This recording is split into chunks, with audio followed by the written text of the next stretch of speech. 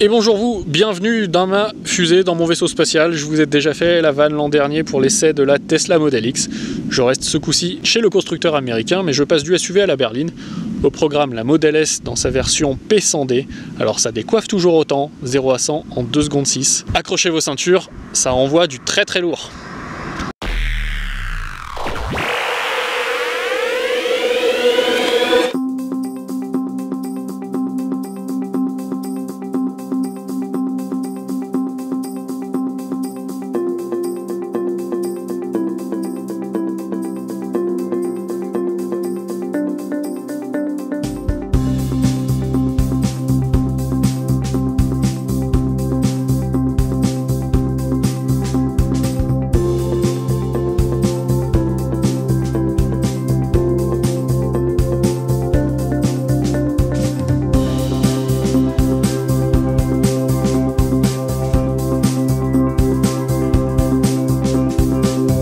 Alors voilà, maintenant je suis au volant de cette Model S P100D. Alors quand on ne connaît pas la voiture, la première chose qui impressionne toujours quand on monte, c'est l'immense écran central, 17 pouces, 43 cm, un vrai ordinateur portable.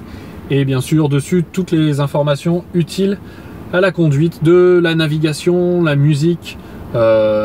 Sachant que c'est une voiture connectée, que c'est un bijou de technologie, vous avez aussi une connexion à votre agenda et à votre téléphone qui s'affiche directement dessus, ainsi qu'un navigateur internet, car vous êtes connecté en permanence à internet quand vous êtes à bord d'une Tesla, il faut le savoir. Côté musique, vous avez aussi un abonnement Spotify Premium qui est inclus, ce qui n'est pas négligeable. Plus besoin de clé USB ou de la musique de son téléphone, on peut écouter toute la musique qu'on veut directement depuis la plateforme de streaming. Alors quand on roule aussi, voiture électrique oblige, ce qui est assez plaisant, c'est le silence qui règne à bord. Toujours comme la Model X, on reste dans une voiture vraiment très agréable à vivre, tant pour le conducteur que pour les passagers. Les sièges en cuir sont très confortables, même quand on est grand, 1m90, 2 m, vous arrivez à vous asseoir confortablement à l'avant.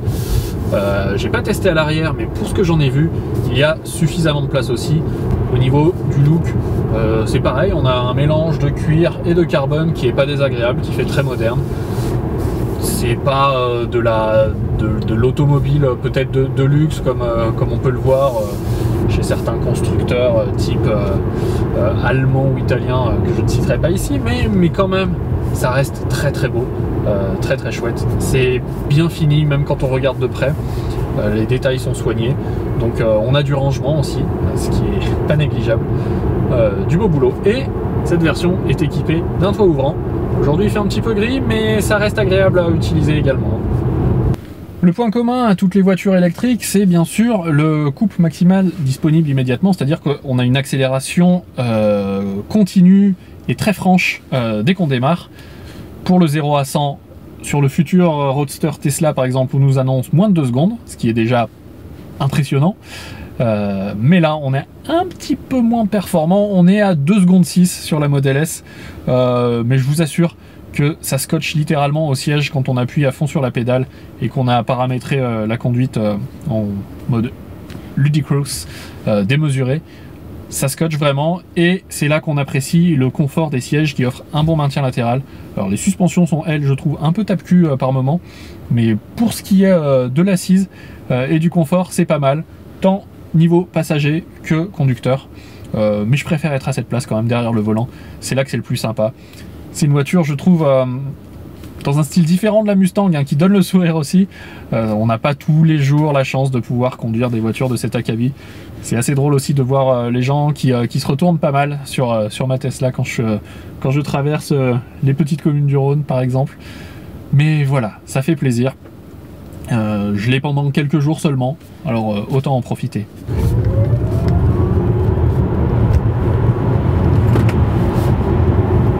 Alors voilà, j'essaye de la pousser un petit peu. Alors la caméra, elle bouge un peu. La voiture tient très bien la route. Moi, je me mets à lever la voix alors que finalement, il n'y a pas plus de bruit que quand j'étais à 30 km/h dans la commune précédente. C'est top. L'accélération de l'électrique, c'est aussi top pour doubler quand on en a besoin. On sent qu'on a du potentiel sous le capot, enfin même sous le plancher là en l'occurrence. Désolé pour les images qui vibrent, là par contre, quand on va vite, la caméra ne résiste pas toujours. Alors c'est bien beau de faire le kéké, d'appuyer très fort sur la pédale de droite pour profiter de l'accélération franche de sa voiture, mais ça vide aussi beaucoup la batterie. Donc pour l'autonomie normale, elle est habituellement de 450 km en gros, si vous conduisez posément, sereinement, sans trop accélérer. Mais là, après les derniers coups que je viens de donner sur la pédale, on est plus entre 200 et 250 on va dire. Donc voilà, c'est mignon, ça pollue pas sur le moment, mais ça a un impact, il faut y penser avant de se lâcher à chaque fois. Et puis de toute façon, je vous rappelle aussi qu'à partir du 1er juillet 2018, la vitesse sera limitée à 80 km/h sur bon nombre de nos axes secondaires. Donc le 0 à 100 atteint en 2 secondes 6, le 0 à 80 c'est encore plus rapide, 2 petites secondes à peine. Donc pensez à rester prudent sur la pédale. Allez, petit dernier pour la route, je sais que ça fait plaisir, surtout à moi. 3, 2, 1, c'est parti! 90, j'ai même pas dépassé. Alors Elon Musk, c'est un grand gamin, on l'a vu avec la voiture qu'il a envoyée dans l'espace, et il a aussi caché quelques petits easter eggs un petit peu partout dans sa voiture. Alors, on a par exemple la Terre, du système GPS qui peut se transformer en planète Mars. Ça ne sert absolument à rien, comme de nombreux easter eggs, mais c'est rigolo, c'est sympa, non? Et comme il est malin, quand vous êtes sur Mars, le panneau qui affiche votre voiture n'affiche plus votre Model S classique, mais un vaisseau spatial, un tantinet futuriste. Et puis quitte à être dans l'espace, Elon Musk nous envoie carrément dans l'hyper-espace de Star Wars, avec cette petite touche qui va nous permettre de passer à la vitesse de la lumière. C'est parti! Non, je rigole, j'ai pas bougé en fait. Non mais vraiment, des fois il craque un petit peu quand même. Allez, on envoie la sauce. Réflexion faite, c'est pas terrible comme voiture la Tesla. Du coup j'ai décidé de changer et maintenant je roule en DeLorean.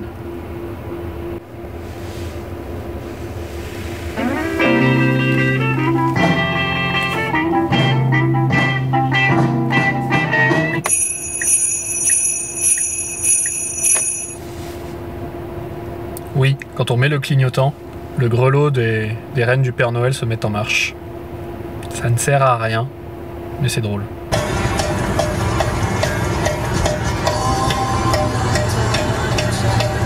C'est pas parce qu'on n'a pas besoin de passer à la station essence qu'on n'a pas besoin de recharger les batteries de la voiture. Au contraire, 450 km d'autonomie, je l'ai dit, en temps normal. Moi, il m'en reste moins de 200 actuellement. J'ai donc pris la direction d'une station de rechargement, un superchargeur Tesla. Ils sont tous indiqués dans le système de navigation de la voiture. Il paraît que c'est très simple à faire, je ne l'ai jamais fait, donc on va voir. Et normalement, d'ici une petite demi-heure, je pourrai repartir avec les batteries pleinement chargées, serein, confiant, pour un nouveau périple au long cours. Alors voilà, c'est dans le feu arrière gauche que ça se passe. Le petit clapet s'ouvre. Il suffit de raccorder sa petite prise. Et voilà, la lumière est verte. C'est parti pour une demi-heure de chargement maximum. Et j'étais pas tout seul.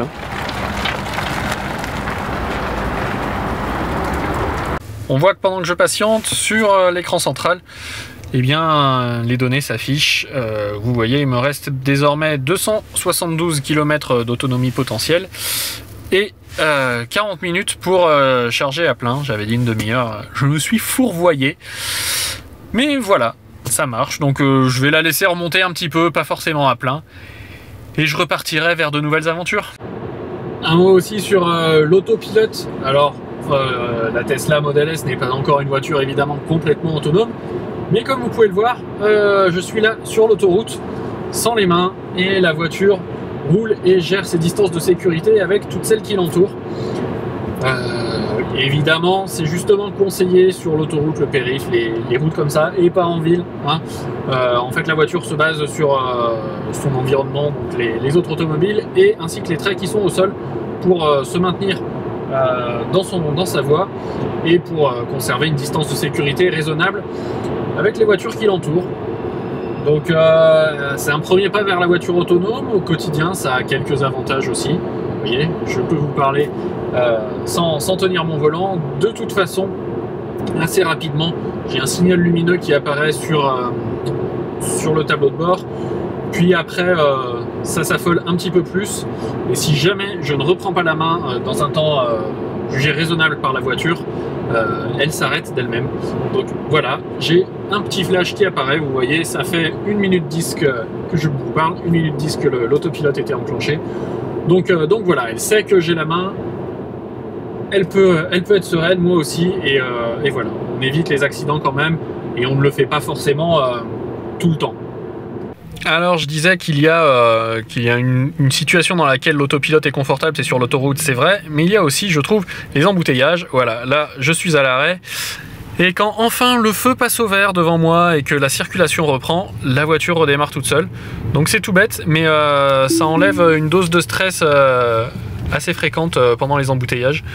C'est pas forcément une période dans laquelle on est toujours très sympa, très fun, donc c'est bien. Là j'ai repris la main parce que je change de fil, mais dans les embouteillages, c'est top aussi. Voilà, cet essai va toucher à sa fin après déjà 3 jours passés au volant de cette Model S. Alors ça reste une super expérience, peu importe que certains jugent que la Tesla n'est pas une vraie voiture, ça reste un bijou de technologie, ça reste un truc super agréable à conduire, une expérience à vivre vraiment, parce qu'au niveau des sensations, je me répète, mais ce 0 à 100 en 2 secondes 6 et cette accélération de fou, c'est impressionnant, même si on a un petit peu l'habitude, ça décoiffe toujours et ça donne le sourire. Et en plus, pour ne rien gâcher, il y a plein de technologies partout avec ce grand écran central, les easter eggs, bref, plein de choses sympas. Et en plus, il y a du carbone, du cuir, des sièges super confortables. On est quand même dans un modèle de luxe ultra connecté et futuriste. Bref, tout ce que j'aime. Et en plus, à l'extérieur, je la trouve très belle. Alors ça n'engage que moi. Mais avec ses lignes élancées, c'est presque 5 mètres de long. C'est pas facile à garer en ville, mais c'est beau. Et c'est bien le principal. Sur ce, je vous laisse. Je vais aller rendre la voiture, tant pis. Je vous dis à très bientôt sur masculin.com pour d'autres essais auto, d'autres tests produits et d'autres moments tout aussi sympathiques. N'hésitez pas à liker cette vidéo comme d'habitude juste en dessous, à commenter, à la partager. Et l'article, bien sûr, est à retrouver en entier sur le site. Voilà, allez, à bientôt. Ciao.